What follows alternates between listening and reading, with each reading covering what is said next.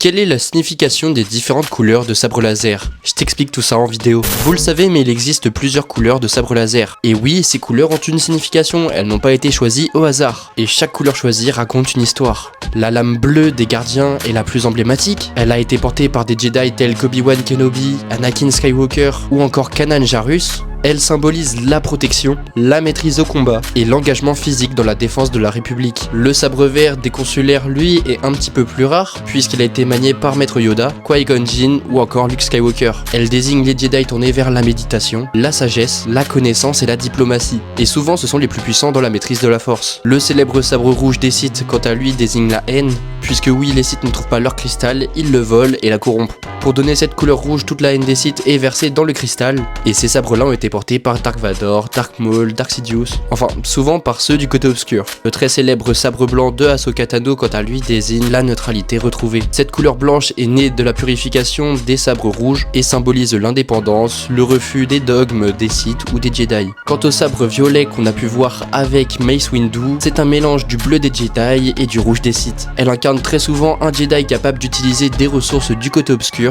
Pour autant, cet utilisateur ne doit pas sombrer. C'est donc une couleur rare à la frontière du chaos. La couleur jaune est portée par les sentinelles Jedi ou les gardiens du temple. Ces Jedi sont souvent discrets, espions et protecteurs du savoir ancien. Elle représente l'équilibre entre le combat et l'érudition. La couleur orange est dure à avoir et symbolise l'ancien savoir. On peut retrouver cette couleur sur les Jedi de l'ancienne République et cette couleur représente la prudence, la diplomatie ou une forme alternative de la connexion à la force. Et pour finir, la lame noire alias le Darksaber, cette lame est unique. Elle a été forgée par le premier Mandalorien Jedi et représente le symbole de Mandalore. Celui qui le manie peut revendiquer le trône, mais il ne se donne pas, il se gagne en combat. Cette lame est présente dans la série Star Wars Rebels ou encore dans la série The Mandalorian.